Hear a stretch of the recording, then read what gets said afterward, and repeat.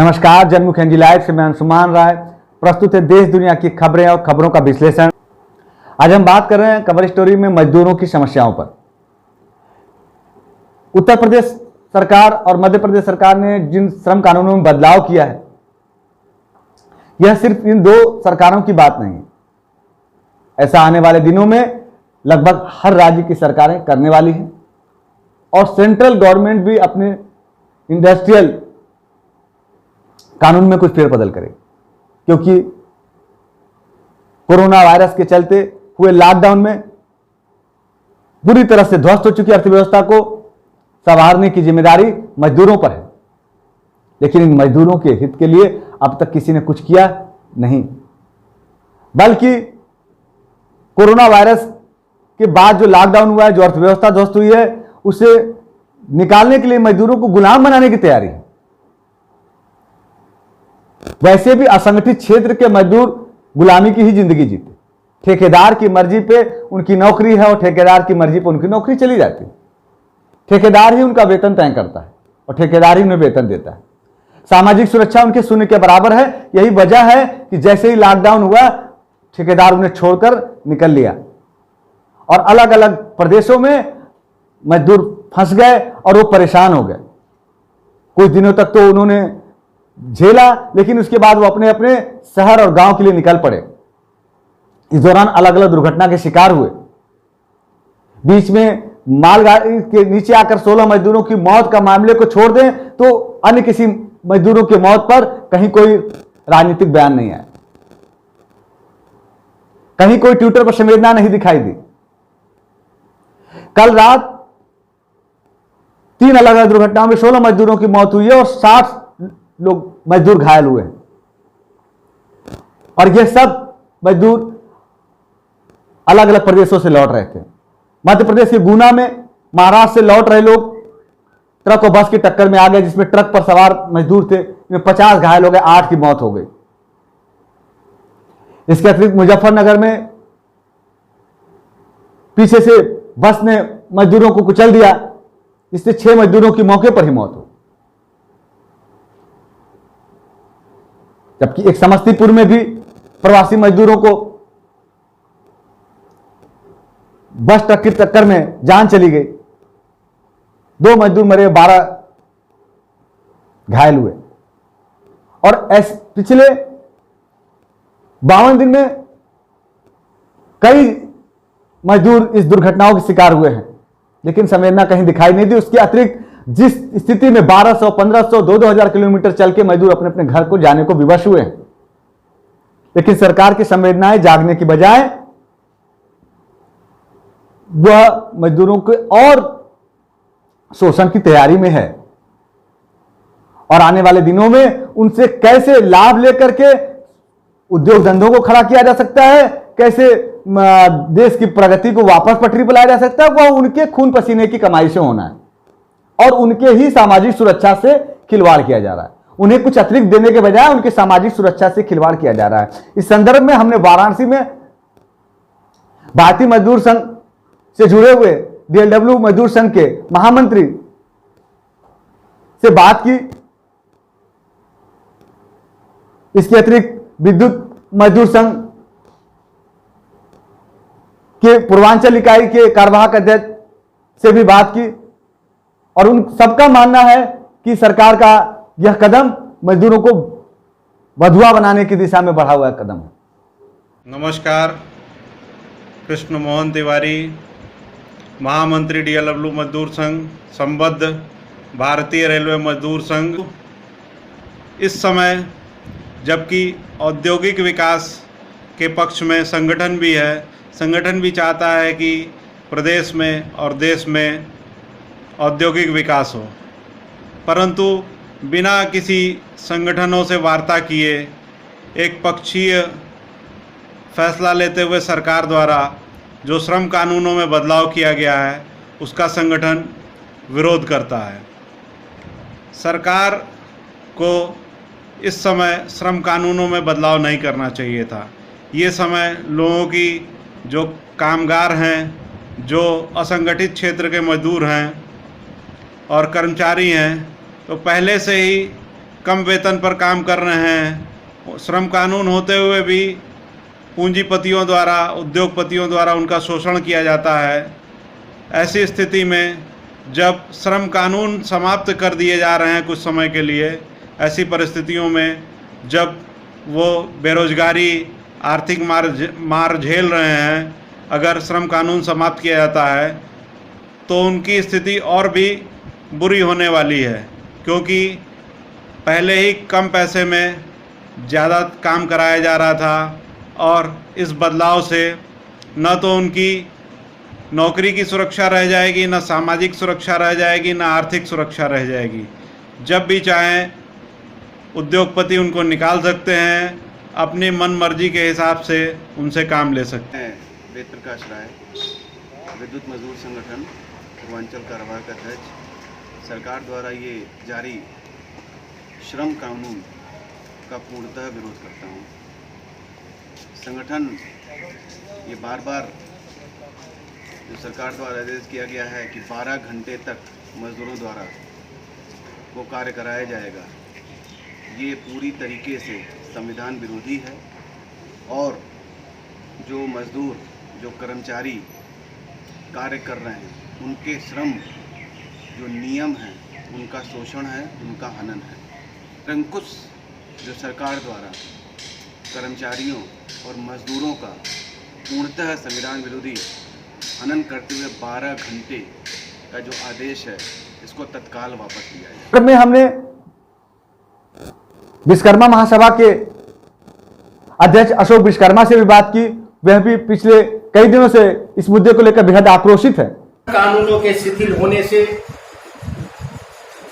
उद्योग और कल कारखाने निरंकुश होकर मनमाने और अमानवीय तरीके से श्रमिकों से काम कराने के लिए अब पूरी तरह से आजाद हो गए। इस कानून के चलते औद्योगिक विवादों को निपटाने, श्रमिक एवं ट्रेड यूनियनों के स्वास्थ्य और काम करने की स्थिति, ठेका और प्रवासी मजदूरों से संबंधित कानून सीधे तौर पर प्रभावित होंगे, जिससे श्रमिकों की आवाज उठाने वाली जो संगठन है, जो संस्थाएं हैं, वह भी पूरी तरह से निष्प्रभावी हो जाएगी। फलस्वरूप मजदूरों का शोषण और अन्याय के खिलाफ न्याय और अधिकारों की आवाज तब कर रह जाएगी। आपने सुना कि मजदूर संगठनों से जुड़े लोग कितने आक्रोशित हैं, लेकिन राजनीतिक लेवल पर कोई आक्रोश आपको दिखाई नहीं दे रहा। एक शून्यता की स्थिति है। सिर्फ टोकन जवानी जमा खर्च चलाया जा रहा है। लेकिन यदि यह राजनीतिक दल सोच रहे हैं कि उनकी चुप्पी से कोई बड़ा मजदूर आंदोलन नहीं खड़ा होगा या मजदूर सड़क पर नहीं उतरेगा, तो ऐसा नहीं है। आने वाले दिनों में मजदूरों के बीच से ही कोई नया नेता खड़ा हो जाएगा, कोई नया आंदोलन खड़ा होगा जिसकी कोई कल्पना नहीं कर सकता। आज की खबर है कि पंजाब में, गुजरात में और महाराष्ट्र में अलग अलग जगहों पे काफी संख्या में मजदूर सड़कों पर उतर गए। पुलिस को लाठीचार्ज करना पड़ा। महाराष्ट्र के नागपाड़ा में, गुजरात के कच्छ में, उधर उत्तर प्रदेश के मुजफ्फरनगर में भी पंजाब से आ रहे मजदूर आक्रोशित थे कि उन्हें वापस लौटने के लिए बिहार की सरकार साधन नहीं उपलब्ध करा रही, जो वो बिहार जाना चाहते हैं। और यह प्रक्रिया लंबे समय से चल रही है। मजदूरों में आक्रोश बढ़ता जा रहा है। उन्हें सिर्फ टोकन के रूप में अलग अलग प्रदेशों में पहुंचाया जा रहा है, क्योंकि करोड़ों की संख्या में मजदूर अलग अलग जगह फंसे हुए हैं। सरकारें टोकन के रूप में मजदूरों को उनके प्रदेश और शहर पहुंचा करके इस मामले को ठंडा नहीं रख पा रही। वैसे नए श्रम कानूनों पर हमने उद्योगपतियों की भी राय जानने की कोशिश की। हमारी वरिष्ठ संवाददाता सरोज सिन्हा ने नगर के उद्योगपति आर.के. चौधरी से बात की और समझने की कोशिश की कि यह मजदूरों को क्या गुलाम बनाने की तैयारी नहीं। नए श्रम कानून में ऐसी कौन सी रियायत दी देखिए, श्रम कानून में प्रदेश सरकार ने जो रियायतें दी हैं, निश्चित रूप से उद्योगों के सामने अपनी ऊर्जा को उत्पादन बढ़ाने में लगाने में बहुत मदद मिलेगी। जैसे आपके 3-4 श्रम कानूनों को छोड़ के 3-4 श्रम कानून क्या, वेतन आपको समय से देना है, बंधुआ मजदूरी वाला है, आपको न्यूनतम वेतन देना है, मिनिमम जो यूपी गवर्नमेंट से प्रेस्क्राइब्ड है वो देना है, उसके अलावा समय से वेतन देना है। इसके अलावा सारी धाराओं को शिथिल कर दिया। तो रोज की जो झंझट थे, चाहे वो रजिस्टर दुनिया भर के बनाने पड़ते थे, चाहे आपके बोनस वगैरह का ये प्रोविजन था, और जो भी था, मतलब आज जो इनके सेक्शंस हैं, उन सेक्शन से एक बार 3 साल 1000 दिन के लिए माननीय मुख्यमंत्री जी ने इसलिए शिथिलता दे दी कि अननेसेसरी, अनावश्यक रूप से उद्यमी अपना पूरा ध्यान अपने उत्पादन में लगावे, इन झंझटों में न पड़े।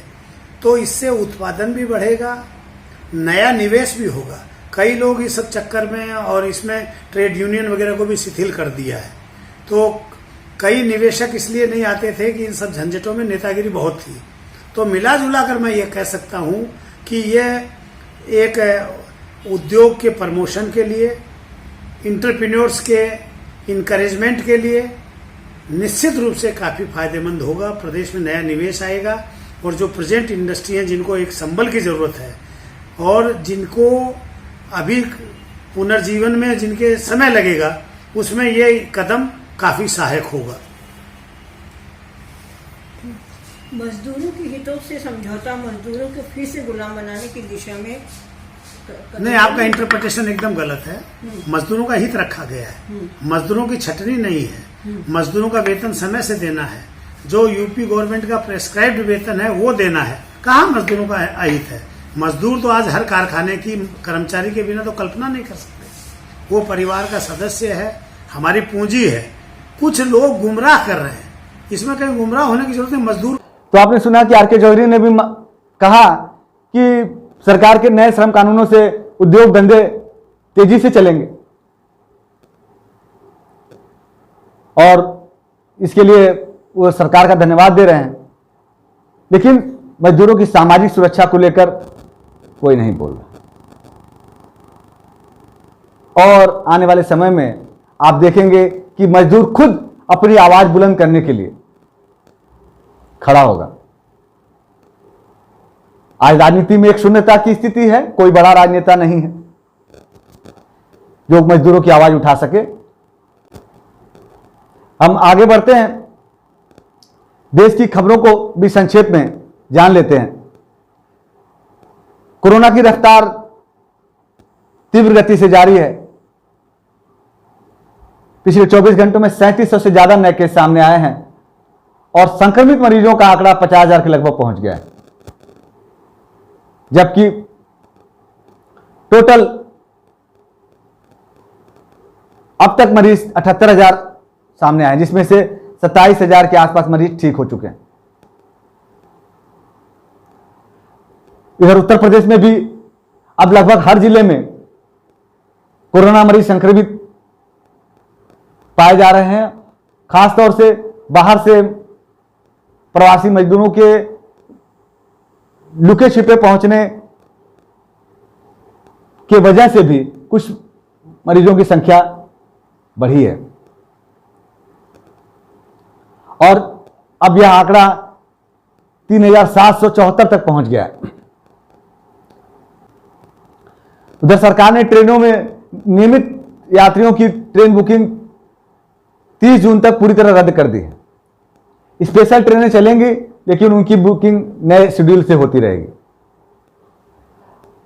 स्वरोजगार को बढ़ावा देने के लिए योगी सरकार सक्रिय हो गई है, और ऐसे एमएसएमई सेक्टर के उद्योगों को आज सीएम योगी द्वारा चेकों का वितरण किया गया।